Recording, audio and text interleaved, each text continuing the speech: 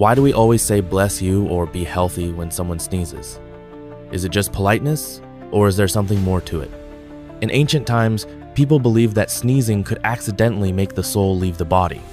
To protect the person, those around them would say, "Be healthy," or "May God bless you."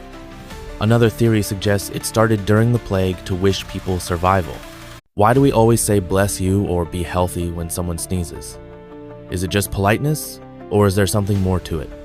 In ancient times, people believed that sneezing could accidentally make the soul leave the body. To protect the person, those around them would say, "Be healthy," or "May God bless you." Another theory suggests it started during the plague to wish people survival.